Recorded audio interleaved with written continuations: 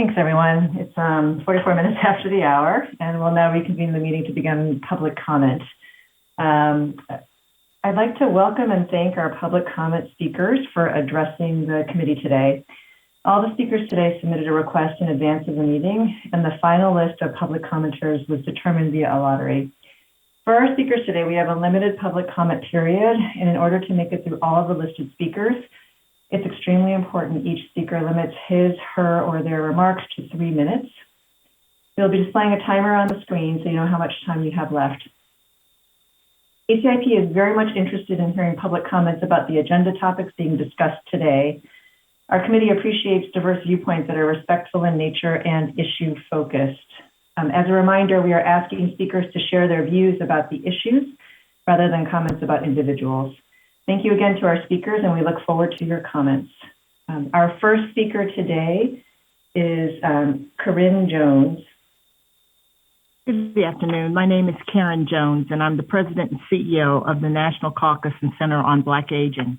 I want to thank this committee for your continued analysis of the use of the COVID-19 vaccines, which we all know has not been easy given the way this virus is evolving. Regardless of the variant, we know these vaccines are safe and effective at protecting against serious illness and death. We also know that the booster dose provides a much-needed extra layer of protection, and we were grateful for the recent guidance on the second booster dose for older Americans and those living with conditions that make them more vulnerable to the disease. The community that I represent is unfortunately still one of the hardest hit by this pandemic. People of color are more likely to become seriously ill, require hospitalization, and die from this virus than white Americans. Disparities in healthcare are certainly not new, but it has been very hard to see how this gap in care has only been exacerbated by this virus. Mistrust in the system, experts, and science are deeply ingrained in how many people of color approach healthcare and are contributing to an ongoing hesitancy to embrace the very tools that are available to protect them. In our effort to break down these barriers, we rely on the science, but also work to meet people where they are and really hear their concerns to understand what may be holding them back. This committee can support our efforts by providing us with clear guidance on who should receive the booster doses and when, so that our communities can feel confident in their decision to vaccinate. I am also encouraged in seeing the broadening of the age-based recommendation for the booster for those age 50 and older. We know that as we age, the strength of our immune systems begins to wane far earlier than they traditionally age based at a floor of 65. We also know that age-based recommendations lead to increased adherence by patients. Many patients in Black and Brown communities suffer from chronic conditions well before they reach the age of 65 and would benefit from the protection of vaccines far earlier. We believe that this proactive step towards recommending the COVID-19 booster vaccine beginning at age 50 should be considered, but more broadly for other vaccines as well. We look forward to continuing to work with this committee to encourage the use of vaccine as critical tools of prevention among older Americans. Thank you. Thank you for your comment. Our next public speaker is Frank Hahn. Hello, can you guys hear me? Yes, we can. Please go ahead.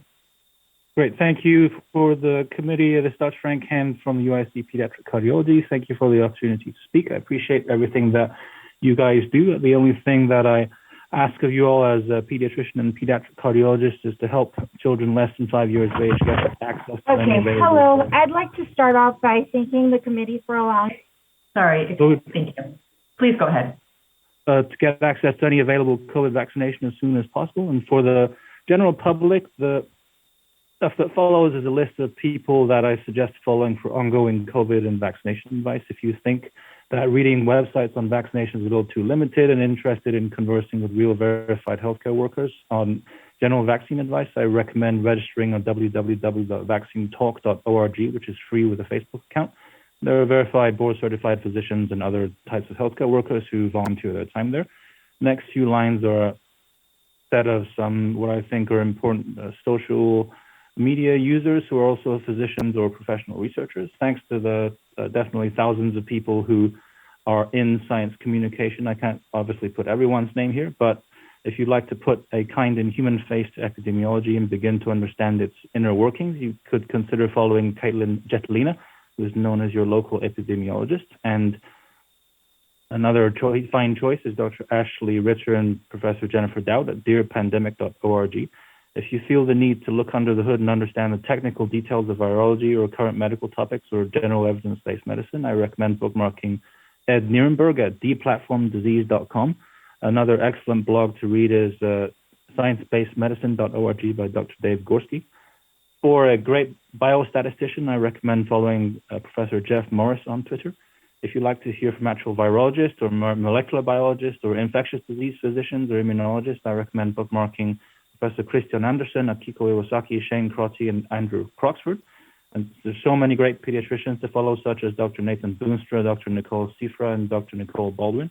Para todos los que hablan español, les recomiendo seguir las páginas del Dr. Mauricio González y Dra. Nini Munoz sobre Twitter or Instagram.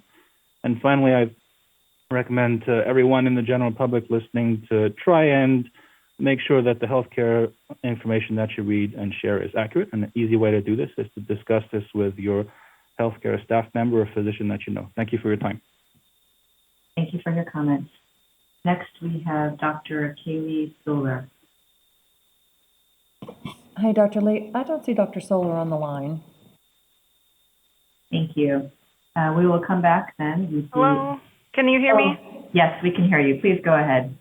Great, thank you so much. Hello, my name is Dr. Kaylee Fuller. I am a PhD chemist, but most importantly, I am a mom to an under 2-year-old child. I have 3 things that I really want to ask you to consider to do immediately today to get our children under 5 immediate access to vaccines. I have some other friends and advocates on the phone who will tell you some stories that hopefully will help influence you that under 5-year-olds need the vaccine immediately. And I want to focus on the actions that we can take immediately. There has been immense creative thinking, problem solving, cooperation, collaboration by all of you to get the adult and older children vaccinations approved in a timely manner. It was so incredible to see everyone from the government, the manufacturers, just working together to create action on a reasonable timeline. I know this, I followed it all, and I'm incredibly thankful for your time doing this. Please, let's do the same for our youngest children. We need to get access to a vaccine for these under 5-year-old children as soon as possible. Here are the 3 actions that I would strongly encourage you to think through and take immediately. Please discuss these and talk through these. First, we can start reviewing and we should approve Pfizer's 2-dose 3 microgram vaccine for the under 5-year-old age group. The data shows that this vaccine is safe, most importantly. Secondly, we know that immunity is not simply an on-off switch. Vaccine efficacy cannot be measured by a single endpoint of antibody titers or prevention of acute infection alone. Immunity is highly dynamic. The T and B cell robust memory responses that are generated by our immune system upon vaccination prime our body and get our bodies ready to fight off severe infection, prevent hospitalization, long COVID, and MSC. Our children need access to this. Dr. Daly even spoke to this today. This is our goal. We need to be able to prevent severe infection, hospitalization, and we need to give this to the youngest children as well. Let's not let perfect get in the way of good. Secondly, I ask that you ask both Moderna and Pfizer to submit their data today and to begin that review today. Allow the amendments if needed, allow them to submit additional data if needed, but this would significantly improve the timeline and the turnaround on the review once the full data set is submitted if we begin that review today. Thirdly, I think we need to think about allowing off-label use for the currently approved vaccines for these children under 5. We know that these vaccines are safe. We have real-world clinical evidence data that should be the gold standard. In Germany, children have been vaccinated who are under 5 with this vaccine. We should use this data. This is real-world clinical evidence data showing that this is safe and effective. We can use this to allow off-label use in the U.S. This is an individual risk-benefit decision that parents should be able to make at this point in time. Parents should be able to decide that a vaccine is less risky for their child than contracting COVID. I can consent to put my child in a trial. I should be able to consent to this. Please, that's all I have, but let's be creative and work collaboratively to give immediate access to children under 5 to a vaccine. This would be life-changing for families. Thank you. Thank you for your comments. Next, we have Jeffrey Tran.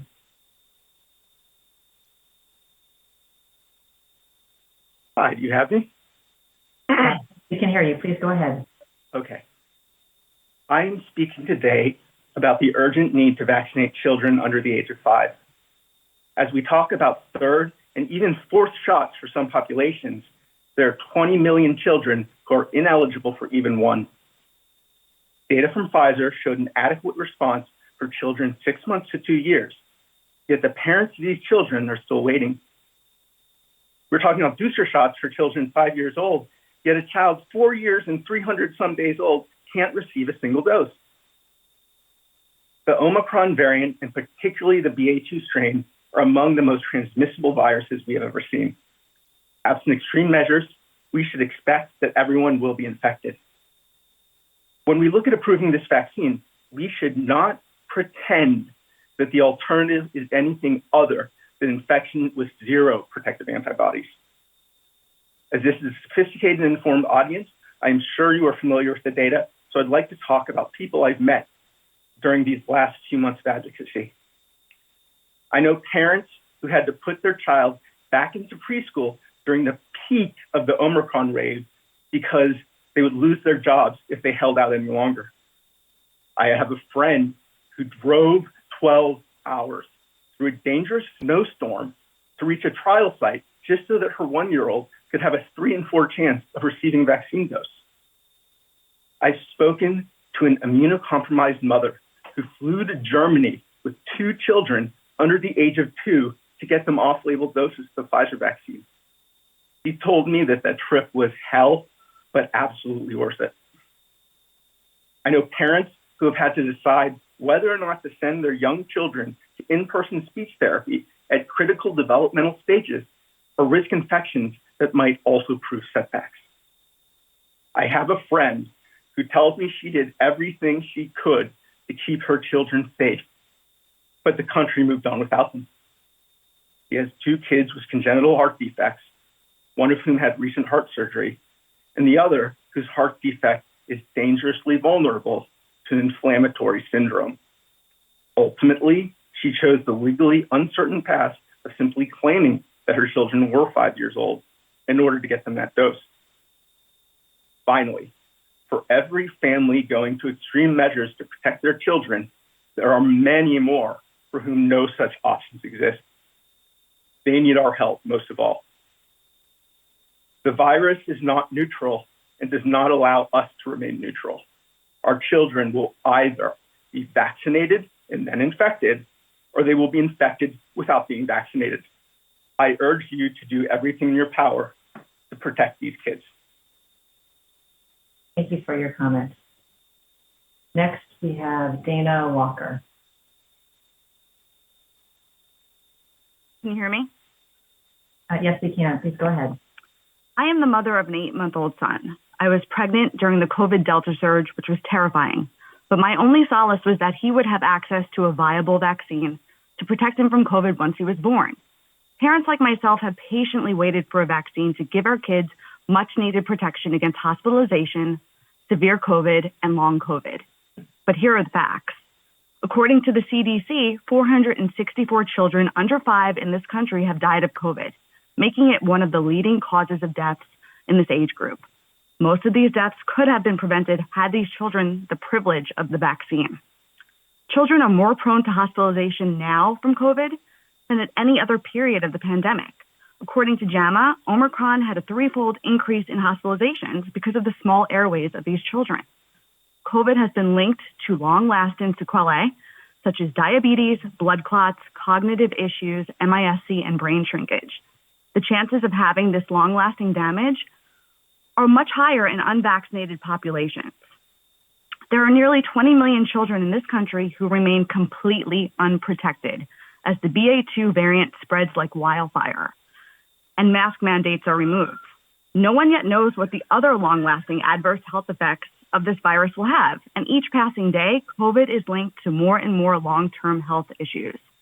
Our children are just starting out in the world, and I don't want them to begin their journeys with debilitating health problems. It's now 8 months since my son was born, and he's been stripped of a normal upbringing. Sorry. This means he's been in isolation. No play dates, no pictures with Santa, no Easter bunny. Sorry. and he's missing out. He's missing out on memories with his grandparents and the childhood I wanted for him. We need the CDC to cut the red tape and allow parents to protect their kids. We have data from Pfizer and Moderna showing that it is safe and effective, but each passing day that goes by, my child feels more and more like a sitting duck. And while there are two safe options with Pfizer and Moderna that could be administered to him right now if he just acted, while some are fortunate enough to get their fourth vaccine, our kids are totally left behind and still waiting for their first. They're missing out on their childhood and their memories. Even worse, I've done everything in my power to keep my son from being infected, but this strain of COVID feels almost impossible to dodge, given how contagious it is, and everyone has stopped masking. Unless you act immediately, you are choosing that thousands of babies like my son get infected with COVID with no protection and exposing them to long-term health problems associated with it. So please do not make that choice for us. Thank you. Thank you very much for your comment. Next, we have Ms. Karen Ernst. Hello, I am Karen Ernst, and I'm the Director of Voices for Vaccines, a family-led organization that works with families to raise vaccine confidence. It seems that America is done with COVID-19, so I guess we can pack up and go home. Unfortunately, we have too many people who are completely unvaccinated because they have a particular ideological identity, or because they do not find vaccination important, or because they have lingering concerns about the vaccine. This week, as airline passengers tossed their face masks into the air mid-flight, too many of those passengers have no intention of ever getting vaccinated. So we're discussing boosters when we have a problem with vaccine refusal, with global access, and with no available vaccines for our youngest children. As part of the loudly declared pivot away from the pandemic, we are beginning again to underfund our public health systems, especially our immunization coalitions, which have long done the heavy lifting of access and confidence on shoestring budgets. We are also failing to fund the vaccines for the people most vulnerable across the globe. While your job here today does not concern confidence or global immunization, everyone here has the power to make a difference. The lessons of the pandemic were not supposed to be to pinch off funding for healthcare and public health. We never should have gotten to the place where we consider only our own personal futures and consider ourselves to be independent from everyone else. The very spread of a virus from person to person and the deaths of 1 million Americans should have taught us that we all belong to each other. But because we refuse to see our interdependencies, we have people desperate for a second booster, as well as parents desperate for vaccines for their babies, and others canceling travel plans because people won't wear masks without being told that they have to. Whatever we do next, I hope we do it knowing that we all have to start caring about each other again. Thank you very much. Thank you for your comment. Next, we have Dr. Elias Cass. Hi, thank you to the committee for giving me the opportunity to speak. My name is Dr. Elias Cass. I'm a licensed naturopathic physician in Seattle, Washington, working in pediatric primary care and vaccine hesitancy. I have 2 children, one fully vaccinated and the other not yet eligible. It's thrilling to listen to the power of these vaccines reiterated throughout this meeting and crushing to realize that my young patients and my own son have no access to it. The lack of immunization options for children under 5 has become a dire situation. The CDC has led the country towards a position of personal responsibility, leaving it up to individuals to assess their individual risk and make individual decisions. With this shift must come the ability for individual clinicians to make decisions with individual families about vaccinating their young children off-label. Most children under 5 are unable to mask effectively or at all. They have no access to therapeutics, no Paxlovid, no Evusheld. They are no longer protected by communal masking. They are all risk and no mitigation. Meanwhile, our fridges are full of vaccine and we're throwing out doses every day.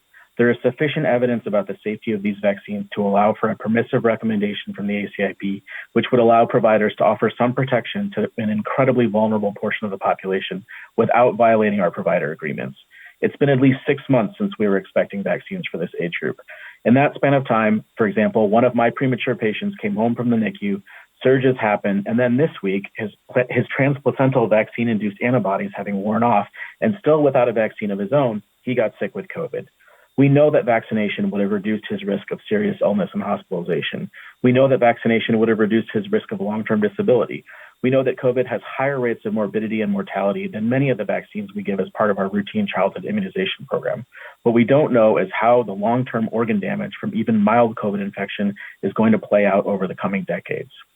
Withholding vaccines at this point is an affirmative policy choice to infect and reinfect all children born after the middle of 2017. This is unethical and deeply immoral. Vaccines are always a matter of balancing risks and benefits. There have been no safety concerns with these vaccines in young children, but the delays suggest to families that there must be something unsafe about the vaccines, or the government wouldn't be choosing to allow children to be infected with a novel, deadly pathogen instead of vaccinating them.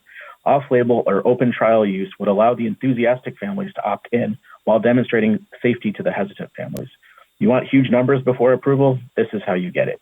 If families are permitted to enroll their children in a clinical trial, they should be allowed to choose to receive a known vaccine product in collaboration with their trusted pediatrician. Every day, we guide parents in choosing routine childhood vaccination for diseases they've never seen. We should be allowed to guide parents in choosing COVID vaccination for a disease that is a constant presence, a constant menace in their life. Thank you for your time and consideration. Thank you for your comments. Our next public speaker is Laura Cardis. Hi. I'd like to start off by thanking the committee for allowing me this opportunity. My name is Laura Cardis. I am part of a grassroots movement called Protect Their Future, which is made up of physicians, parents, and activists working to prioritize children and public health policy. The group currently holds more than 4,600 people. I am a minority mother to three under 5 years old, and currently pregnant with my 4th child. I am also a public school teacher and see more than 600 students per week. My oldest son, 4 years old, has had to miss his first year of 3-year preschool. We kept him home as we would be having our 3rd baby during a pandemic, a baby who was not able to meet her family until many months passed and family was able to quarantine. I'm asking you to recognize the urgency for approving off-label use of the COVID vaccine for children under 5 and allow them and their families to be able to protect them. I recognize that the efficacy of a vaccine is only partially measured by prevention of acute infection. If we only judge a vaccine by this measure, we miss out on all the additional benefits that a vaccine offers, which includes reduction of severe illness and hospitalization.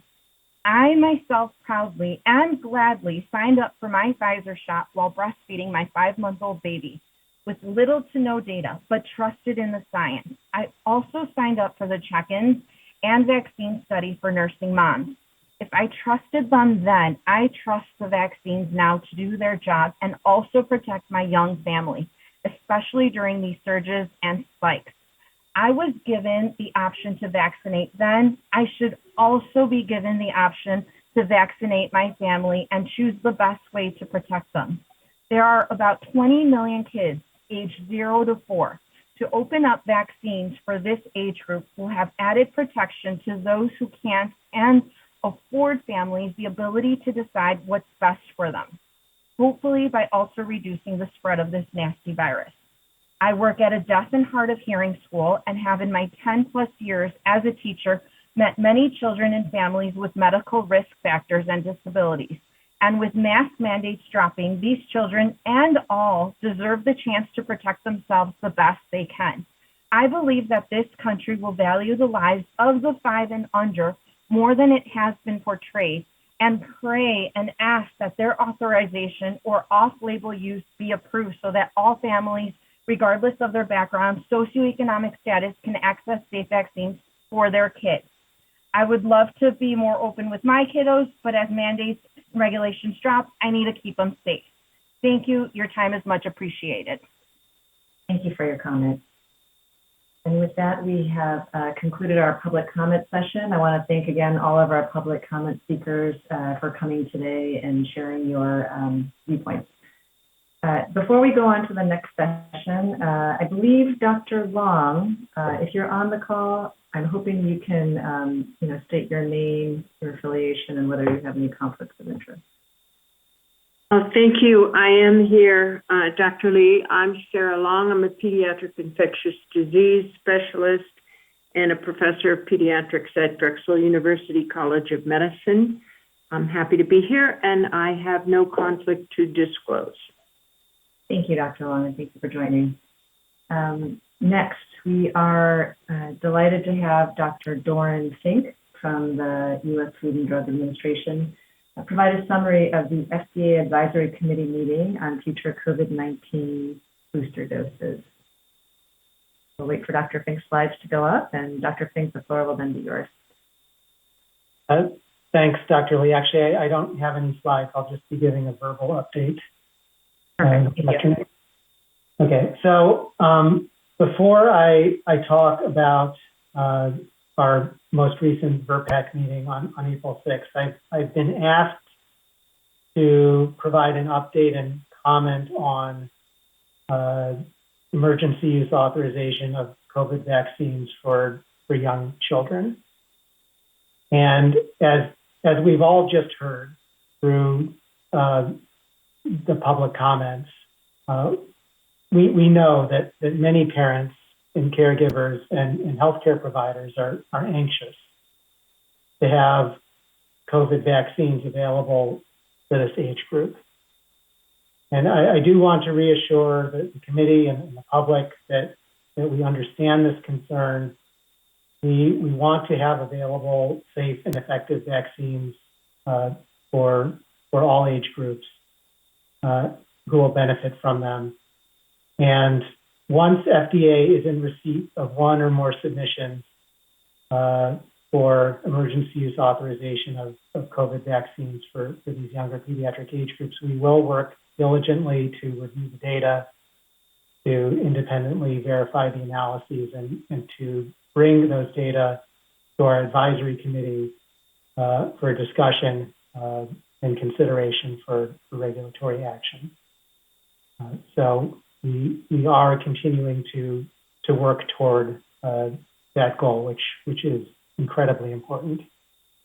I also want to touch base on recombinant protein vaccines.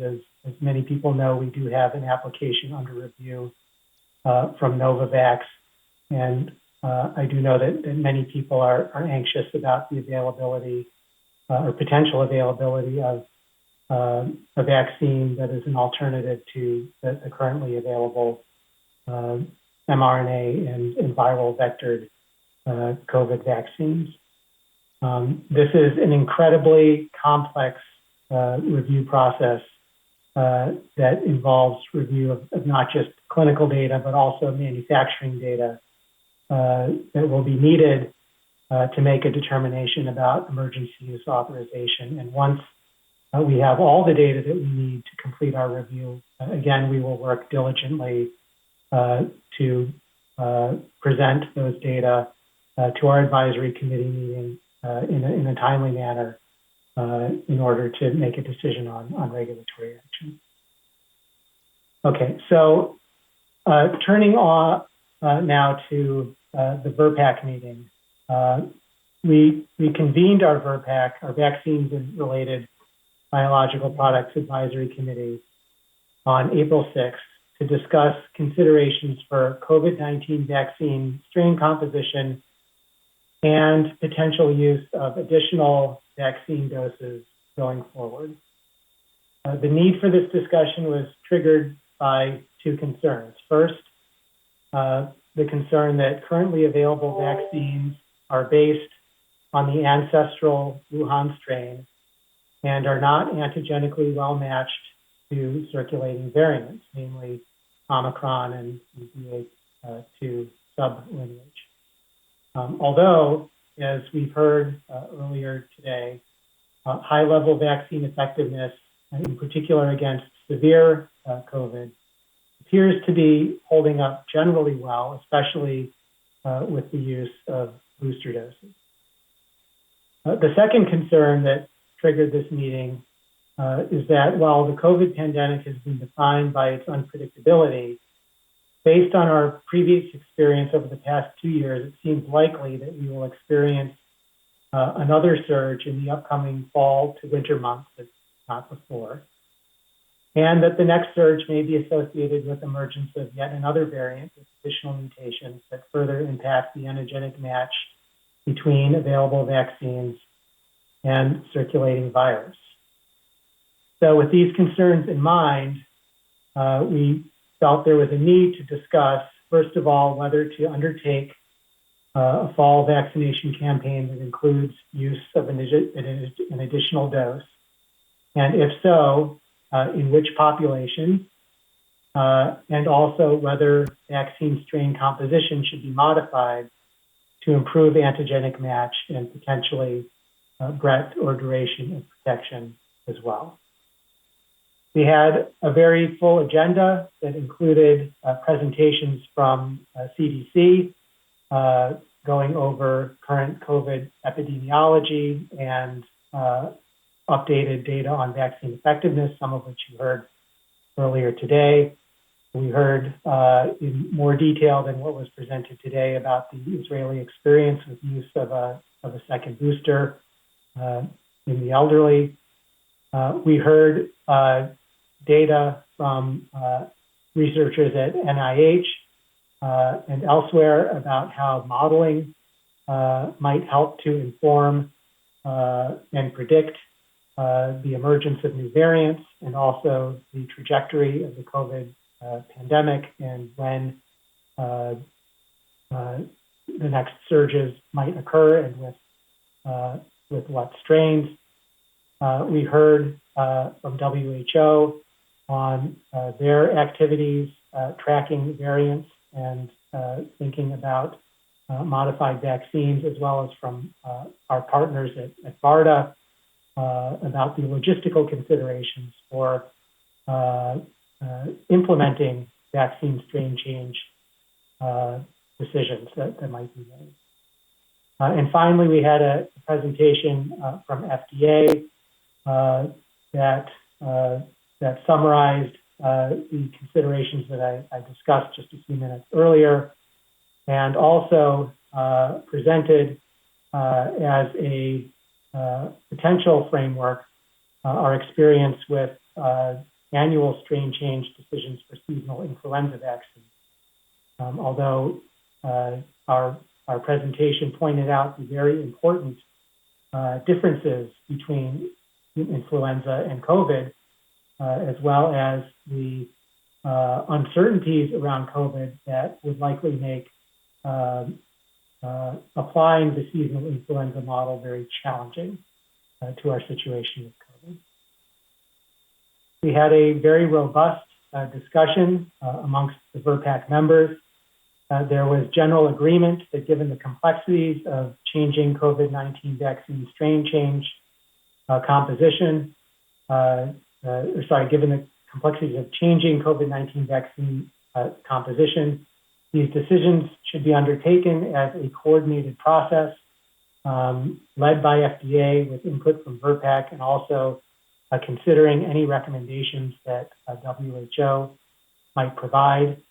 The VRPAC felt strongly that strain change decisions should be data-driven and based on both compelling evidence that the current vaccine strain composition is not adequately effective against circulating variants, but also compelling evidence that the specific modified vaccine under consideration will improve upon vaccine effectiveness, including potentially for breadth or duration of coverage. Ideally, a modified vaccine would be assessed in efficacy studies or at least based on an immune correlate of protection, but the committee acknowledged that given our imperfect understanding of COVID vaccine immunology and the time constraints involved, we will likely have to rely mainly on neutralizing antibody data plus whatever cellular immunity data might be available from studies conducted by vaccine manufacturers as well as our partners in U.S. government. The committee agreed that ideally a strain composition change would apply across the board to all available vaccines, and regardless of whether the vaccines are being used as a primary series or booster doses. However, they acknowledged that this may be challenging to implement in a coordinated fashion, but nonetheless would be critical to the practical considerations for vaccination programs and also critical to avoiding unnecessary confusion. The committee found it challenging to make more specific recommendations on a framework to considering strain change recommendations without a concrete proposal from manufacturers and data from studies. And we certainly acknowledge these challenges, and there will be an opportunity to further discuss data once it has become available at an upcoming VRPAC meeting. In considering use of additional doses as part of the fall vaccination campaign, the committee felt strongly that recommendations should be aligned with the goals of our vaccination programs, which at this time, in considering the characteristics of currently available vaccines, is focused on the prevention of severe disease, hospitalization, and death. The committee opined very strongly that frequent use of booster doses is neither practical nor sustainable, especially considering the incremental benefit against severe disease and transient benefit against infection and more mild disease that appear to be associated with second booster doses based on available data. The committee thought that annual vaccination campaigns similar to what is currently practiced with seasonal influenza vaccines might possibly be considered, but it's still too early to determine whether this approach would be a practicable, sustainable, or even necessary approach. And finally, the committee was in agreement that continued monitoring of vaccine effectiveness by CDC and others will be critical for making any of these decisions regarding strain change, strain composition changes, or need for additional doses. Thank you. Thank you so much, Dr. Fink. Are there any questions specifically for Dr. Fink in follow-up to his comments?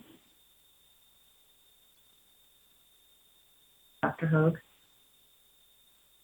Dr. Fink, thank you to you and to all of the very capable folks at FDA. You've had a tremendous amount of work in front of you. I want to ask your opinion about where FDA might be headed in the future as it relates to vaccines approved under BLA versus vaccines approved under EUA. Historically, vaccines that are approved by the FDA and that are appearing in our schedules or that are BLA approved have labeled indications that are fairly broadly written for the prevention of XYZ infection. Sometimes it'll say for the prevention of XYZ infection and for booster for that infection as well. But it's not terribly frequently that the recommendations include a very specific interval, a very specific time frame. It seems to me that with COVID vaccines that are under BLA, it's going to become increasingly problematic to have very specific FDA product labeling on the intervals between boosters. And I wonder, does FDA have a plan for the future to shift back toward some of the more historic approaches of approving vaccines for primary immunization and boosting, and then allowing the CDC's ACIP to debate the clinical use of the vaccine and to determine, based upon the most recent evidence, what those intervals should be, what the appropriate intervals should be. I just wonder if there's been any discussion of that at the FDA, if you might give us some thoughts on the approach to vaccines approved under BLA versus under EUA. Thank you. That is a very important question, and it does not escape me. In fact, it is a daily challenge trying to think about all of the complexities of the conditions of our emergency use authorization and how they are so much more complex than our usual labeled indications for vaccines that are approved under BLA. And just, as an example, I'll bring up the seasonal influenza vaccine example. These vaccines are indicated for prevention of influenza. And there's nothing in the label about what a person's previous vaccination status is. There's no consideration of whether you're giving a vaccine that is homologous to or heterologous to the product that you might have received in years past. And because of very complex legal and regulatory considerations, we've had to go into that level of detail for our EUAs for COVID vaccines, and I think it would be a much better situation if we could transition to approved labeling that really aligns more with what we have done in the past. I think there are still some legal and regulatory complexities that need to be addressed involving the PrEP Act, and that is why CDC has relied on emergency use instructions for some of their recommendations that deviate significantly from the authorized uses of these COVID vaccines, and those considerations will need to be addressed as well. I think in general, though, the goal should be to make things as simple and understandable as possible for healthcare providers and for the public, and so we need to continue working toward that goal. I'll also just mention that although CDC and ACIP do have the ability and the legal allowance to make off-label recommendations, typically recommendations made by ACIP do conform for the most part with those that are in FDA labeling, which in turn are informed by the data generated in clinical trials. Thank you for that. Thank you. Are there any additional questions?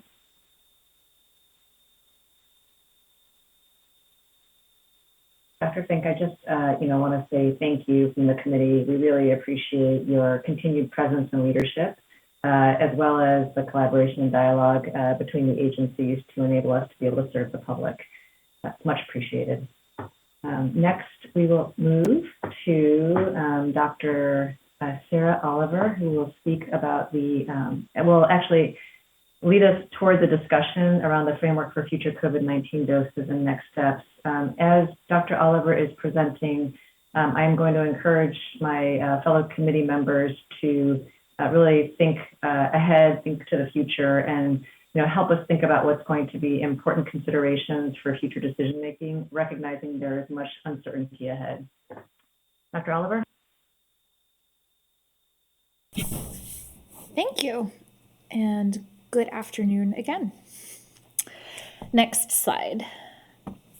So this presentation is built on what we presented to ACIP back in August, when you were being asked to first consider booster doses of COVID vaccines. Much of this has remained the same, but we have updated the framework now with the additional experience, and I'm also adding some context to several points as well. But overall, ACIP will need to think through the key considerations for decision making, which is what we're asking you to do today. Then in the future, we'll review the data that are available for that decision making.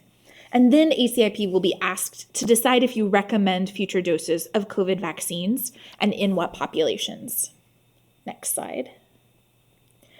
So as we think through the public health problem, any decisions about future doses will need to be made in the context of the current COVID-19 epidemiology, both the current case counts and levels of transmission, as well as hospitalization rates, evaluating the severity of disease. Then, what is the recent VE of COVID vaccines? How have we seen VE waning over time, by severity of disease, and how the VE is impacted by the circulating variant at that time? Next slide. Then does the need for these additional doses vary by population? We've seen this throughout the pandemic, but just highlighting here that we'll also need to assess information among older adults, among immunocompromised individuals, and potentially other vulnerable populations to inform the optimal vaccine policy. Next slide. Then as we think through what this may mean for the future, we can look back on what we know from the previous 2 years. COVID-19 epi has been unpredictable to date without necessarily a defined seasonality. We do know that winter surges have been noted in the prior 2 years.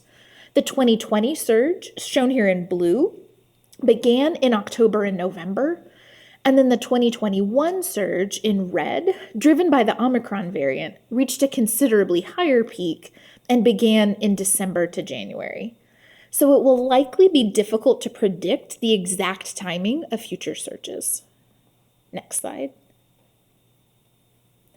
Then moving to benefits and harms considerations, we'll need to evaluate data around if additional booster doses are safe and immunogenic, and if they provide a boost in the neutralizing antibody response, and how these antibodies correlate to clinical protection.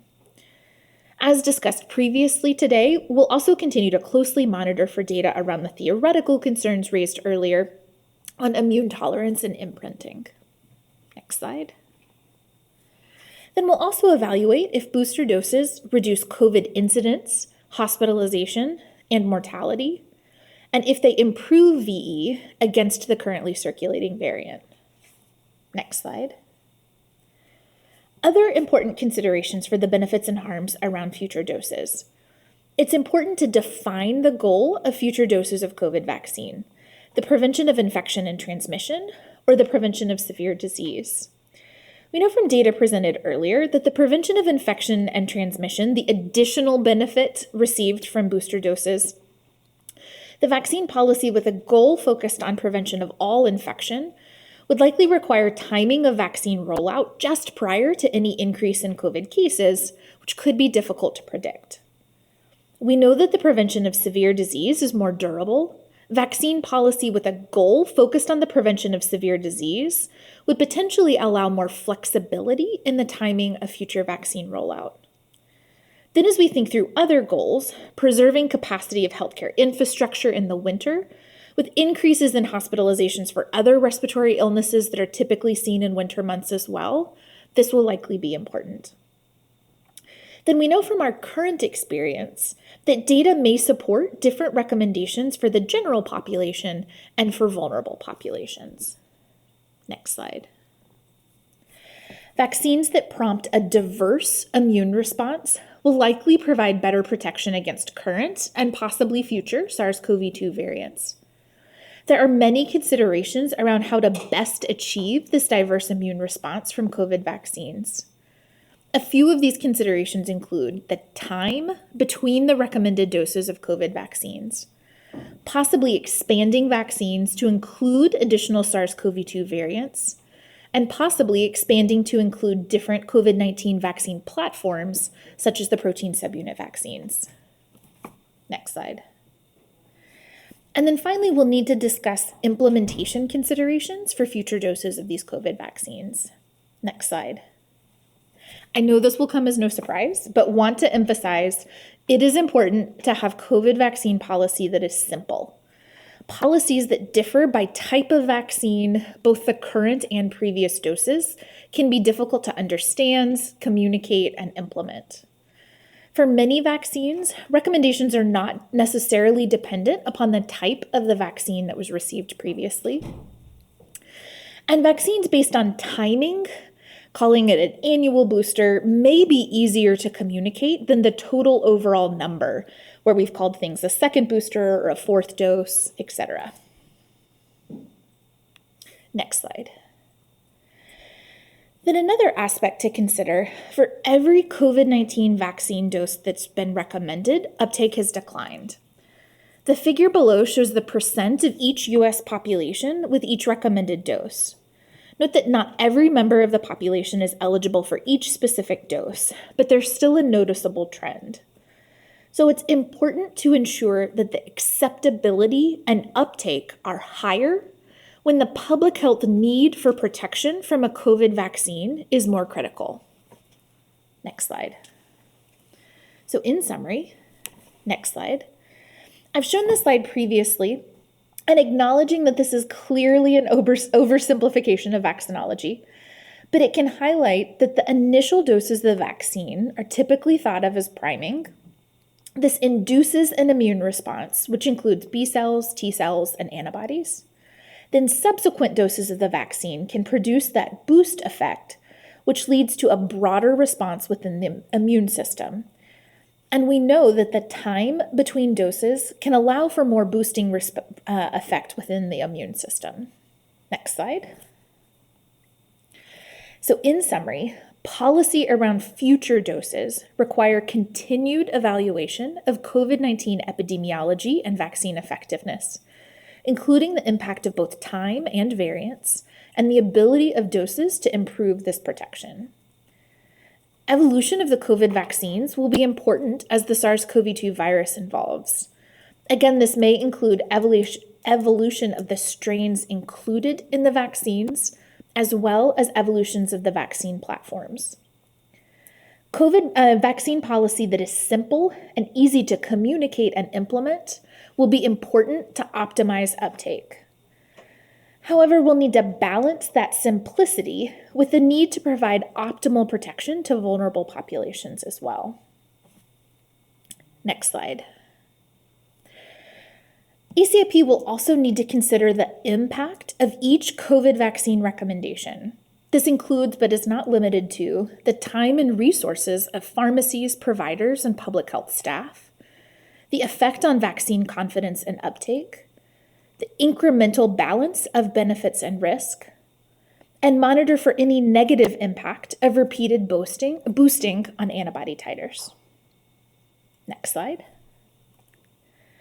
So as we think through next step, FDA and CDC will continue as always to partner for future discussions for all COVID vaccines, including boosters. ACIP will continue to review additional data around COVID-19 epidemiology, genomic surveillance, and vaccine effectiveness. ACIP will also review data on manufacturer data on safety, immunogenicity, and possible efficacy, if available, from the trials around variant-specific vaccines as the data become available. Then we'll have further discussions around feasibility, implementation, and the balance of benefits and risks by age group and population to inform both the timing and populations for future doses of COVID vaccines. Next slide. So the questions we're posing to ACIP that we would love to hear around future doses is, what does ACIP think about the primary goal for these future doses? What other data would be important for ACIP to review as you're considering future recommendation? And what are other considerations for these future doses of COVID vaccines that I may have not mentioned? Thanks so much, and Dr. Lee, I'll turn it back over to you. Dr. Oliver, this presentation is now open for feedback, comments, discussion.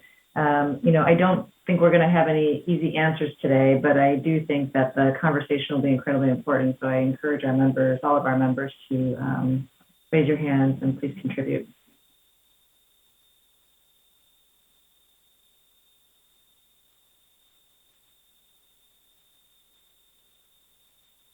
Dr. Long. I'll start us off. I think what Dr. Oliver said and also what Dr. Fink said remind us what we knew at the beginning, but has become starkly clear. And that is, with the vaccines currently available, we should not chase the rainbows of hoping that those vaccines could prevent infection, transmission, and even mild disease, because we've learned that that is just not possible.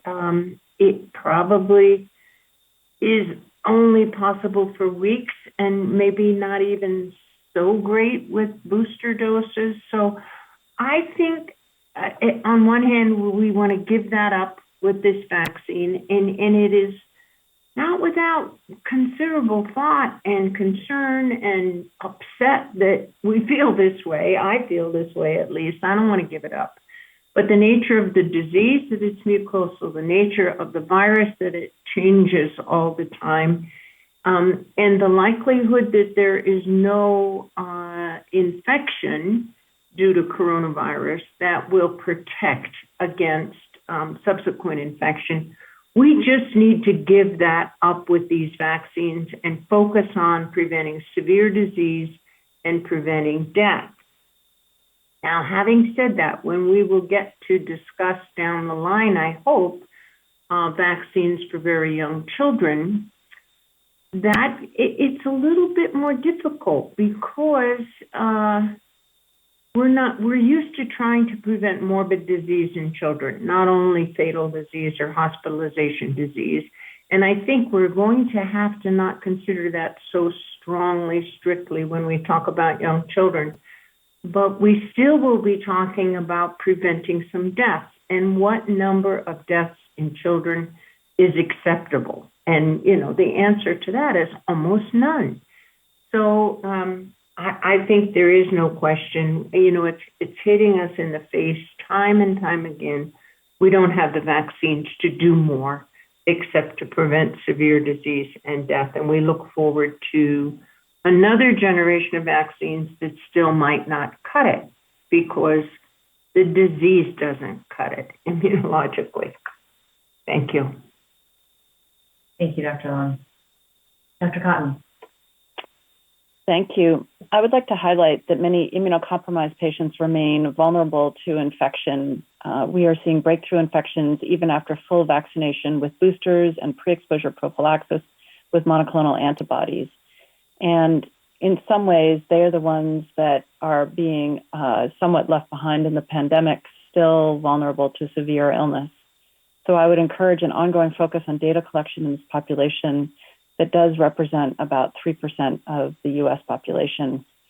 It would be interesting to see how the current vaccines can be optimized, what the impact would be of this second booster, and how potentially novel vaccines that may be approved in the near future could provide additional coverage. So I would just ask that we maintain a significant focus on immunocompromised patients. Thank you. Thank you, Dr. Cotton. Dr. Chen. Yeah, I'm going to piggyback on top of Dr. Cotton's comments on the immunocompromised. And in fact, we've had discussions over the months on how to, address this. And my comment is really, more retrospective looking, knowing what tools we have available now, and making the comment that, for the immune compromised, it's been exceedingly difficult for us to assure ourselves of what is the adequate primary series. We started with a 2-dose for the mRNA, and then we moved to a 3-dose. And that was confusing, I think, for the public to understand because we were talking about a 2-dose, now we're talking about a 3-dose for some people, but not others. And I think that one of the things that Dr. Cotton and I were thinking was, now that we have tools, we can kind of say, well, that primary series depends. It actually might not be just 3 doses. If they have very densely immunocompromising conditions, they may need actually a 4th series in their series as the primary series. And perhaps, one of the things is you could test for an antibody response after each of these additional doses to see if they have that primary immune response by antibodies that can be detected. And then you can say, okay, that's your primary, and it might take 3 or 4 or maybe even 5 doses sequentially to get that primary series. Then you get a booster. And that's a way to kind of make it more objective in the way that you kind of satisfy immunizing the immunocompromised. So that's kind of one thing. It's very retrospective, kind of saying, oh, well, this is what we could have done, but we didn't have all those tools at the time. So I'm not criticizing our decisions, but now that we've got these additional tools, maybe we can make smarter decisions going forward and just making more objective criteria to do that, to guide that. The other thing is through today's presentations, I've been very encouraged by kind of the story about these variant boosters. And I've been encouraged to see the absence of evidence of imprinting and that immune tolerance. So that was a very helpful presentation that we had earlier. And I feel encouraged as we go forward, that these future booster doses, whatever variant they might represent, that those would be appropriate next steps. So I'll stop there. Thank you. Dr. Brooks. Yes. It's an excellent consecutive presentation approach in terms of leading to this. I think my primary thought is don't overpromise with the vaccine. So I think that kind of goes in tandem with what the first statement was. That was Sarah. The thought of keeping it simple versus complex in terms of the recommendations, I think that there may almost be no way where it's going to be simple recommendations, especially when we have these issues with timing of boosters. Most importantly in all of that, I believe we need to keep the public engaged and the public fully confident and comfortable with the recommendations that are made. In other words, if what we say should ultimately coincide with where we are in the pandemic. So, for example, if there is a low level of circulating disease, our recommendations should go along with that. If there's higher levels or if it's geographically variable, which it will generally be, those things should be taken into account. So I think that we need to have clear deliberation and make clear decisions, but don't be afraid of having complexity in our answers, because certain things you just cannot simplify. Thank you, Dr. Brooks. Dr. Daly. Yeah, thanks. This is a question I think directed to Dr. Fink that helps me understand the rest of the conversation here. Do you, Dr. Fink, do you have some sense about the length of time it would take to manufacture a vaccine after a decision is made to change the strain composition within a vaccine? And then related, whether vaccine supply, whether assessment of our current sort of production capacity is such that that vaccine would then be in scarce supply initially, or whether we think that the capacity would be that the vaccine would be relatively abundant once it was brought to the public. Over. Wow.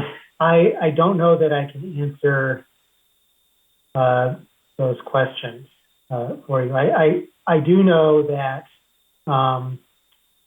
for the vaccines that are available currently, in order to even think about having a modified vaccine prepared to begin a fall vaccination campaign, we would need to be making a strain change decision, at the latest by the beginning of the summer. And my understanding is, and if there's anybody else on the line who has better intel than I do, my understanding is that that's kind of best case scenario for the vaccines that are most amenable to making changes, so the mRNA vaccines. And then it gets more complex for, say, a recombinant protein vaccine. And I don't know what the numbers are in terms of manufacturing capacity and how quickly things could get scaled up and how many doses would be available when, if we decided to switch over to a different strain composition. Okay, thanks so much, Dr. Fink. I understand a lot of the questions that we're going to be asking are ones for which we may not have the answers, but I appreciate that. Thank you. Thank you. Dr. Alt. Based on some of the data we saw earlier this afternoon, it sounds like we might be able to have some data about preventing hospitalization or symptomatic disease in pregnancy. And I've given pregnancy and COVID talks a couple of times in the recent past. I'm giving one to my own local health department next week. There's a fair number of women who've gotten 2 doses or maybe even 3 doses before they get pregnant. I'd be curious to know if that gives them protection. And so there's a lot of ways you can slice up that data if those people who've been pregnant are marked in those data sets that we discussed today. Thank you, Dr. Alt. Dr. Dries? Yes, thank you. As I'm looking at this through the healthcare worker or healthcare workforce lens, and while I do think that, I would love for the goal of the vaccination program to be prevent infections, to protect that healthcare workforce, I don't think these vaccines probably are capable of doing that in a sustainable way. And so, what we're kind of struggling with now is, do we require, we're all mandated to require the primary series. Do we make that decision on an individual health system level to also mandate boosters? And some institutions already have, many are simply encouraging at this point. And at what point do we think about doing that? It's a very heavy lift. And so, I want to maximize the bang for the buck, so to speak. And so I think, with everyone anticipating a fall surge or winter surge, given the past couple of winters, I'd rather see everyone boosted, in the fall so that their protection is maximized going into that season as much as possible. Not saying that they couldn't also get one now if they choose to get that, but so that's just kind of what we're thinking about. And I think if we think there's a strong chance that there will be a booster recommendation in the fall, knowing that as early as possible would certainly be helpful. We're already well underway with planning our flu vaccination campaign, and it's a heavy lift. And so, the earlier we can start to plan, like, do we do COVID at the same time? Do we do 2 separate campaigns? There's just lots of logistics that fall into it. So, the earliest warnings, we could get for that would be very helpful. So thank you. Thank you. I'm going to jump to Dr. Sinayas. Thank you. I would like to address the second question posted here. What other data would be important for ACIP to review? I think that it is important for ACIP to review and encourage data collection on the rate of uptake of additional booster and additional dosage recommendations, particularly in underrepresented populations and vulnerable populations, to make sure that we're having equitable access and uptake. So I'm not sure if anybody has any data on the rate of uptake in different populations for the second boosters for the millions of people who have already received a second booster. Thank you. I think Dr. Oliver had mentioned that data will be forthcoming, but agree completely that we need to continue to prioritize equity on the forefront of how we design vaccination programs. Dr. Sanchez. Thank you. I want to agree with some of the comments earlier that it'll be important to see what the next generation of COVID vaccines will be and how effective they will be.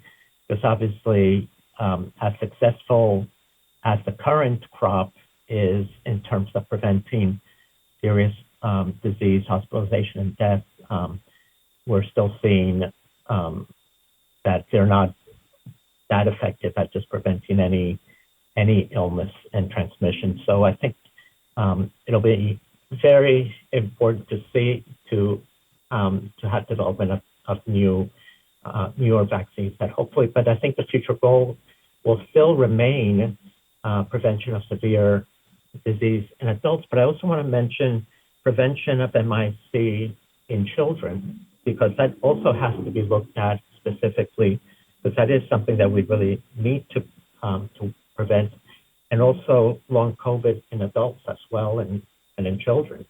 So I think that there's more than just hospitalization and death.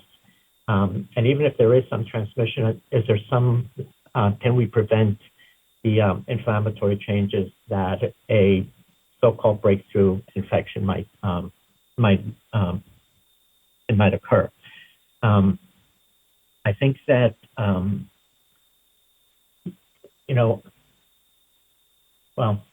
I think it'd be great in the future to have to have a mucosal vaccine to further prevent, less serious illness. Not sure if we'll get there. And the epidemiology is going to be really important, because if COVID ultimately behaves like a seasonal coronavirus with the winter spikes, then, we could plan for future yearly doses, which I think is probably going to be the case. But time will tell. But I agree that we can't be giving booster doses every 3 or 4 months. Thanks. Thank you. I'm going to move to Dr. Kimberlin. David Kimberlin, AAP Red Book. I think we're at a really strong position right now to think less reactively, if that's a word, and more programmatically. I think to amplify Dr. Long's initial comment, I think the goal, and Dr. Sanchez and others as well, I think the goal has got to be clearly identified. I think now is the time to do it, and I think now is the time to really, with a more consistent voice than perhaps we've done in the past, convey it to the American public, and namely that is to prevent severe disease, hospitalizations, and death. That is what we want of these vaccines. We can talk about, new vaccines, mucosal vaccines, and so forth, but that's not what we have right now. Right now, we have really, really strong and effective vaccines at preventing hospitalization and death and severe disease. So let's embrace that and say that is what our goal is. And then programmatically, we need to, I think, now focus on simplicity, as was mentioned by Dr. Oliver, as an ultimate goal. The overwhelming majority of Americans are not immunocompromised. So let's give them what the goal is. It's going to be a 2-dose primary series plus 1 booster, and annual, at least for right now, for this upcoming year, we could call it an annual booster as we do with the flu vaccine, as we get toward the winter season. And in doing that, we're able to kind of convey to folks that this is what you need kind of on the front end, and then you'll get these annual doses, or we're anticipating that. We'll start it with the 2022 upcoming fall and winter season. And this is something that we already do in pediatrics with influenza vaccines. If you are 6 months through 8 years of age and you've not been vaccinated before, you get 2 doses of the vaccine the first season, and then subsequent seasons, you get 1 dose of the vaccine. If you're 9 and over, immunologically, there's a reason with influenza for this. You get 1 dose each year. But the message for the COVID vaccines could be 2 doses plus 1 booster. That gets you set up, and then annual booster doses. And I think now's the time to really fall in with something along those lines so that we can prepare for not only getting through the summer and what we should be doing this summer with respect to any second or third or fourth boosters, whatever you want to call them, but also how we really get toward, again, programmatically for the majority of Americans, what are we anticipating is going to be needed as we get toward the fall and winter of 2022. Thank you. Thank you. Dr. Zahn? Yeah, thank you, Dr. Lee, and thank you to the group for the great presentations, and Dr. Oliver for talking us through some really difficult questions. I guess I'm kind of following up what Dr. Kimberlin was just saying, and maybe following up a little bit on what Dr. Schechter brought up in the previous conversation. I will admit that I think Dr. Oliver said in one of the slides in her presentation that the second booster is already authorized and available. We can rapidly adjust recommendations that be changes in the future. I believe that we can rapidly adjust recommendations, but I do have concerns about operationalizing whatever guidance changes we have. In other words, it sounds like what Dr. Oliver, maybe correct me if I'm wrong, was sort of leaning toward was if we see changes such as a new variant emerge or a new epidemiology, a rise in cases, then we could change recommendations. I would just note that right now for the high-risk population we're talking about, 50 and over, that's over 100 million people in this country, and vaccinating that number of persons is going to take time. And if the past is any predictor for us, if we attempt to rapidly initiate a new recommendation, it will initially result in profound equity issues. You will find that the communities that are at highest risk will initially be those who get the lowest immunization rates. And I know, Dr. Oliver, I think you responded to that issue and talked it through well before Dr. Schechter asked, but I guess at a local public health level, I do have that concern. And I do wonder, certainly, again, with what Dr. Kimberly was talking about, the potential for program that, operationalize this or making programmatic decisions about how this is going to look in the future. That would certainly help the public health outlook locally going forward. Thank you. Thank you for those comments. Dr. Freihofer. Sandra Freihofer, American Medical Association, speaking as a practicing physician. We're learning about COVID and vaccines in real time. And one of the things that struck me in Dr. Fink's discussion about the next round of vaccines was the use of correlate to protection like antibody levels, neutralizing antibody levels. And that's one thing we did not mention today, is any discussion of that. I think many physicians, and certainly the public are asking about antibody levels. They're testing themselves. So I think what would be very helpful is to know which tests, what level of antibodies to look for. And we need the development of variant-specific tests that will look at the right kind of antibody. And I think that's especially important when we look at Dr. Oliver's slide 12 that looks at vaccine booster fatigue uptake with each additional dose recommendation. And finally, we've got a Vaccines for Children program, which has been fabulous. We need a COVID vaccines for uninsured adults program as well. We've got to continue to make testing, treatment, and vaccines available for uninsured adults and uninsured individuals. This virus knows no bounds, and anyone being unvaccinated puts all of us at risk. We need to make sure that everyone has access to vaccines. Thank you. Dr. Talbot?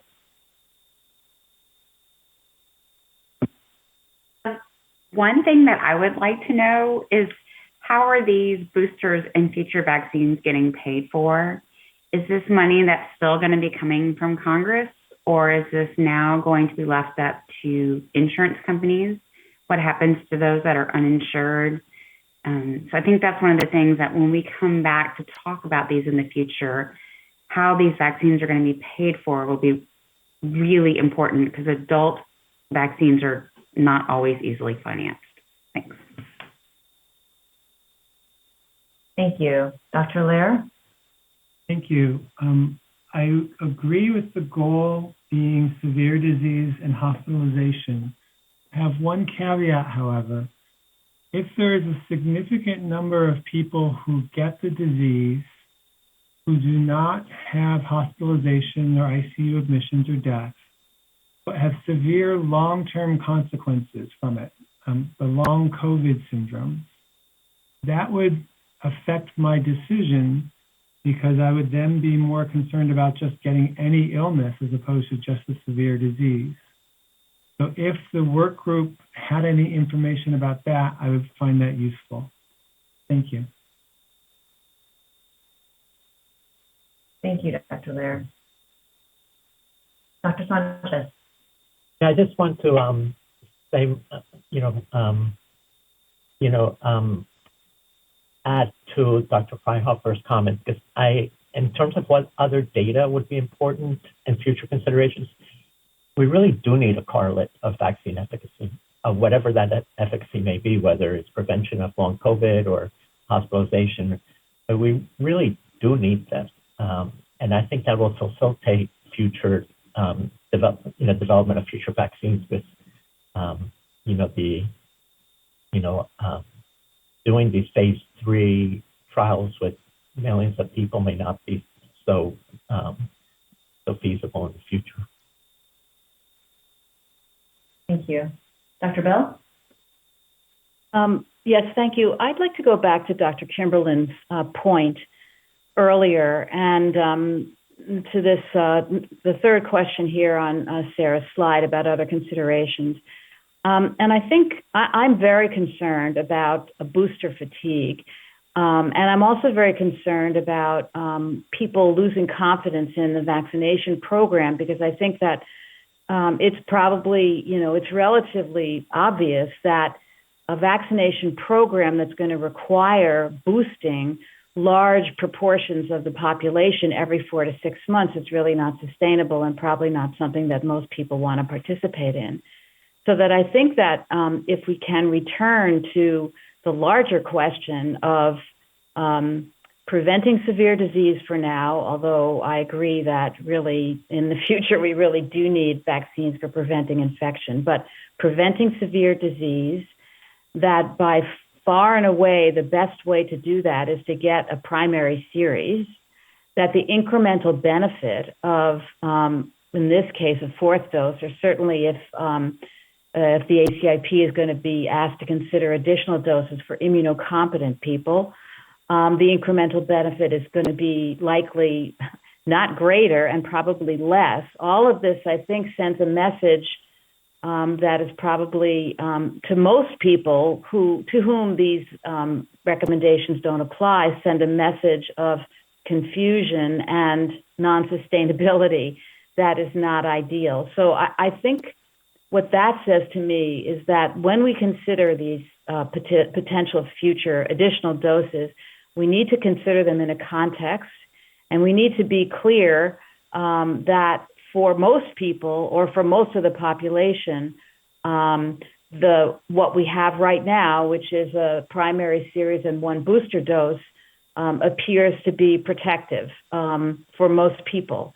And if that were to change, that would obviously be very important. But for now, we don't have any evidence that that's really changing substantively.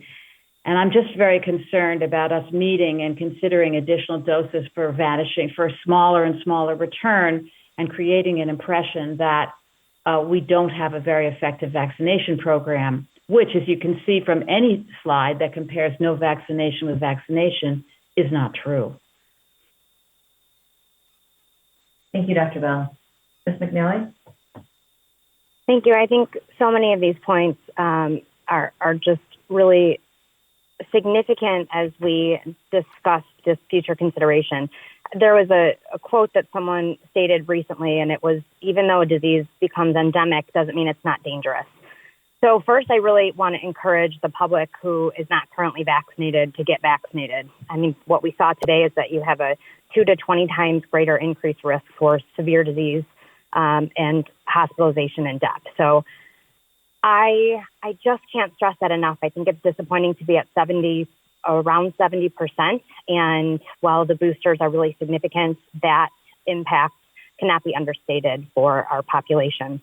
The next thing I want to say is I think that as we talk about these booster doses, it's really important for us to be thinking about safety monitoring, ongoing safety monitoring. And I'm grateful for that. And I'm grateful for the opportunity at each ACIP meeting to be looking at this information, as I know that increases vaccine confidence. And finally, I really appreciate everything the CDC is doing on the communication front, and appreciated seeing that communication piece today that would be for the public, and just want to thank everyone for those efforts. Thank you, Ms. McNally. Dr. Schechter? Thank you, Dr. Lee. On the data question, number two, I'm wondering if there's any information coming out of the Omicron surge that can tell us what the benefits were for both milder and severe infections from initial and booster doses to try and predict the benefits of a fall of immunization this fall, especially related to healthcare utilization or healthcare worker illness.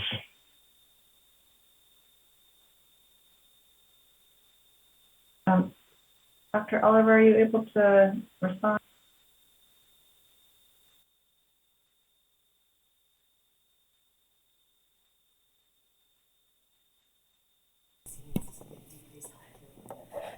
Yeah, so I mean, I think that's sorry. This is Sarah. Sorry, trouble getting off mute. I think that's an important consideration, and I think as we have more time accrued since Omicron and can really do deep dives into what the cases look like and vaccines, I think that is absolutely an important data point. I don't know that I have anything right now to bring to this, but that's absolutely something that we can consider to bring for future discussions. Let me know if there's more information around that I can provide.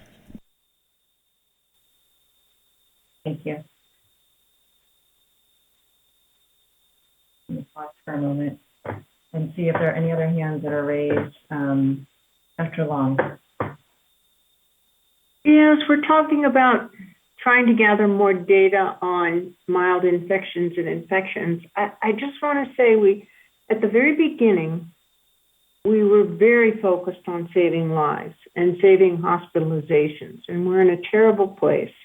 And then we got sucked into this whirlpool, and we're now, I think, going down the drain trying to chase what anything does for mild infections and with these vaccines. So I would hope that all of our data, everybody is doing a better job at clarifying at the outset of every single slide, what kind of vaccine efficacy are you talking about? Against what? Against asymptomatic, symptomatic, mild symptomatic. And I really appreciate Dr. Kimberlin and Dr. Sanchez's point that, and also Dr. Lair, that, the serious outcomes we need to focus on. And although we might collect these things, these are the things that are very variable, mild disease and infection, depending on when you have a surge, how far away is that population from their latest dose. And it's going to change if it's 2 months or if it's 4 months. And it's going to confuse us, and we're going to just fall in love with the idea that this is going to change the epidemiology. This is not going to change the epidemiology. It's really going to change what happens to people getting infected. And I think a group that Dr. Oliver will look at instinctively that will be very important is the oldest group, which are the people who don't seem to be getting naturally infected. They're the ones that will continue to be extremely vulnerable to any kind of gaps, glitches, or endpoints in vaccine protection against severe disease. So if we talk about mild disease, if we talk about symptomatic disease, it ought to be something that has at least significant morbidity. And I agree we need to understand long COVID better.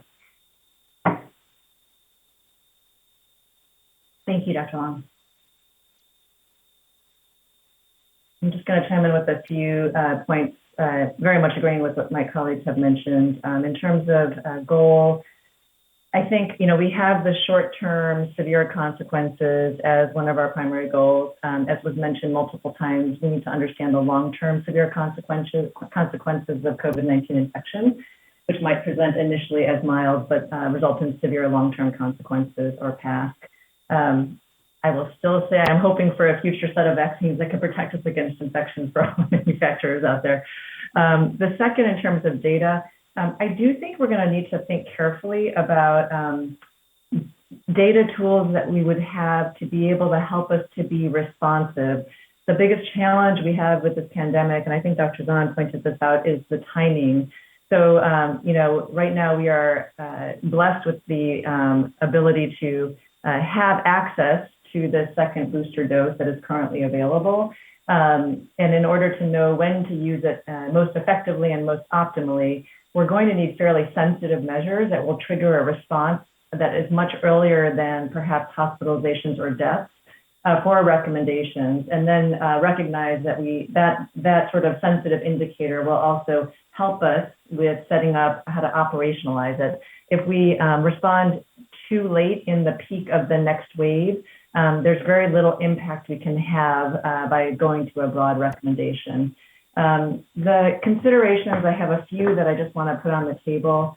One being, I think the complexity is that we're trying to pursue this precision public health strategy, but complexity impacts our ability to implement, and it impacts uptake and vaccine confidence. So it's really challenging to do this on a population level. I do think, going back to one of the points that several colleagues have made, we need a shared vision and a goal for what we're trying to achieve. It does seem like at some points we've had different objectives. And by we, I don't mean ACIP, I mean we, the global we, which is our federal and state response to how we're dealing with COVID-19 infection. Second, I would say we need a more holistic approach that was mentioned also earlier, being inclusive of testing, the use of monoclonal antibodies, treatment, as well as prevention. I recognize, again, the remit of ACIP is around vaccines, but I think it's part of a much larger strategy, and we tend to only focus in on a single set of solutions as opposed to the broad set. I do think that it's going to be important for us to place all of our interventions in context and how they work together. The other thing I'll just mention is that what we've learned from vaccines is that a risk-based approach is never as effective as sort of a universal approach, but it is a challenge when we are trying to be precise about how we're delivering these vaccines. And then the final point I just want to make is that as with any pandemic, and as anyone who has been reading any of the responses in our respective areas, over-communication is critical. I mean, we can't communicate enough, but the other challenge we have is we need to communicate with one voice. If it's scientifically complex, I think that it's fine, and we have to convey that complexity.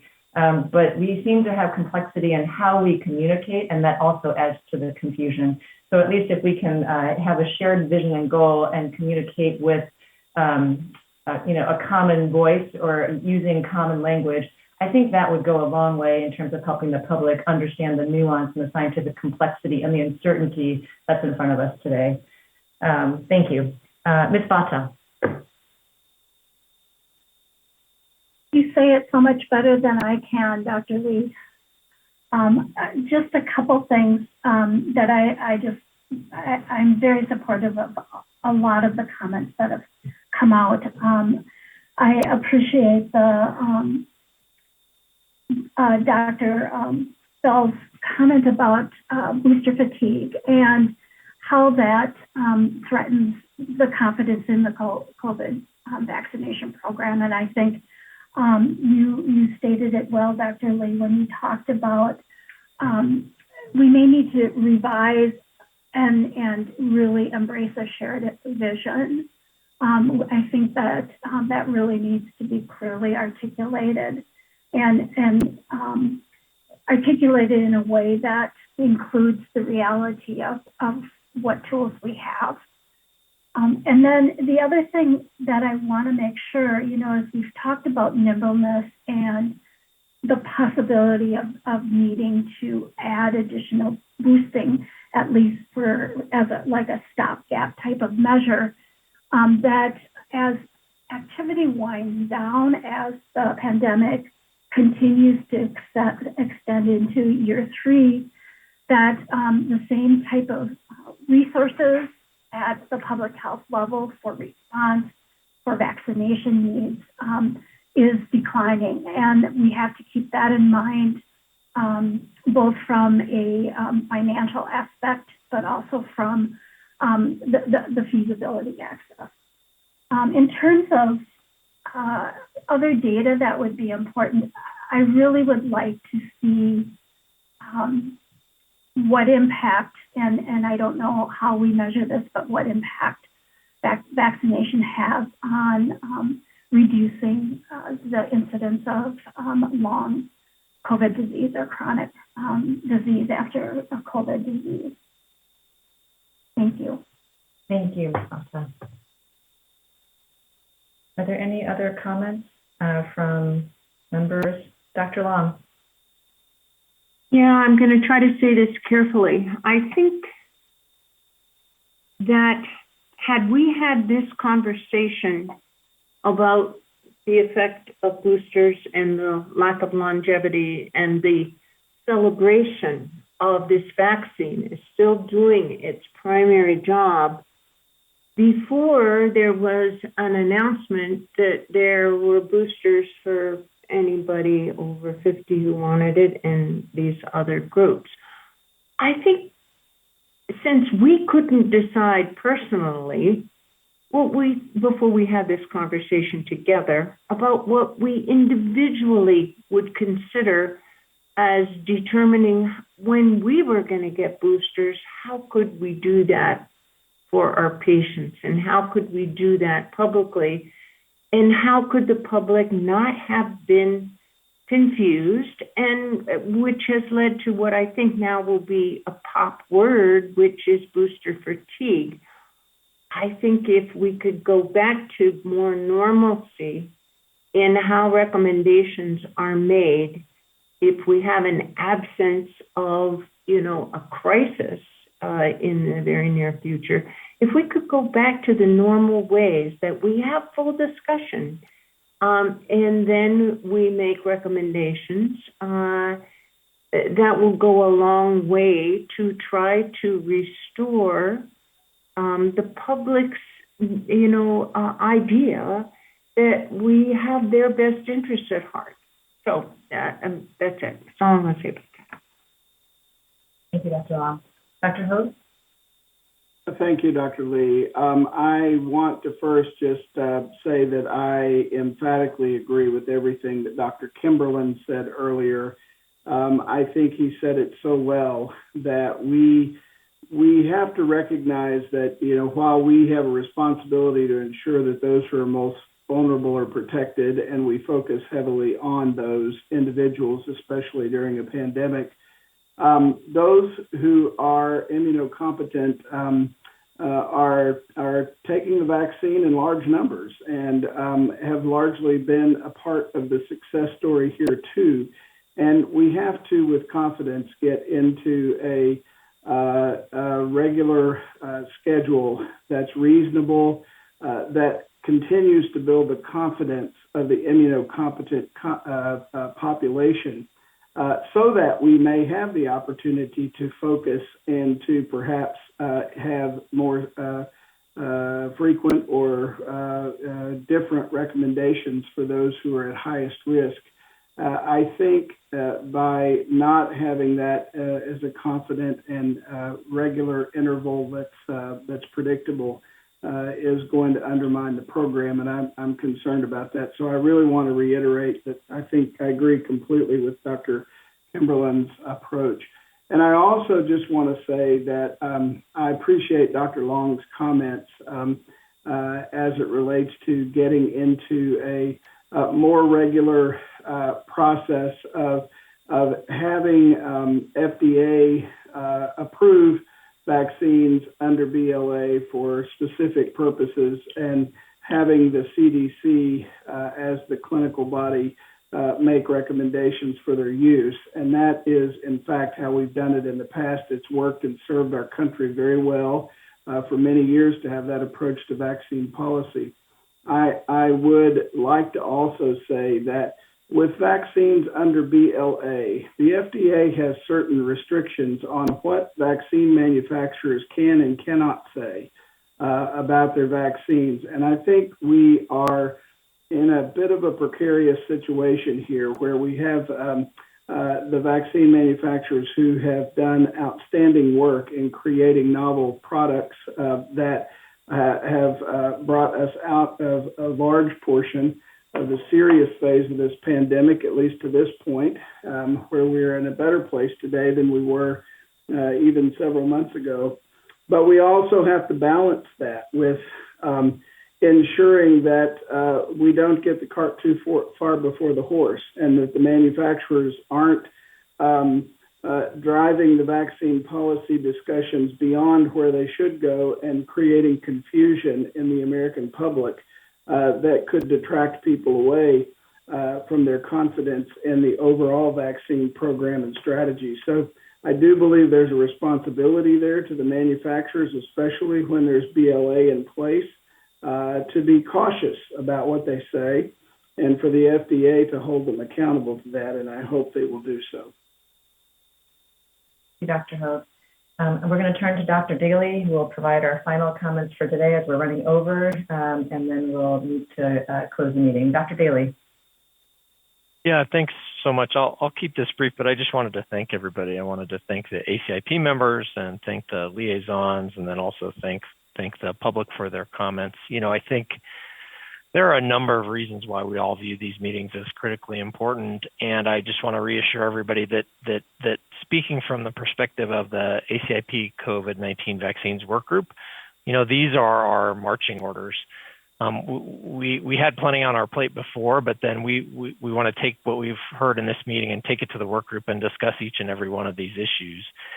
And that includes the comments that Dr. Kimberlin made about sort of what's our ability at this point to be more proactive than reactive. I think given the unpredictability of the pandemic, we've needed to be reactive, but I think this is a place where we can also try to be more proactive. So again, you know, I just want to thank ACIP members, liaisons, and the public for the comments, and we'll take all of these back to the work group and consider them in great detail in the weeks and months to come. Thank you. Thank you, Dr. Daly.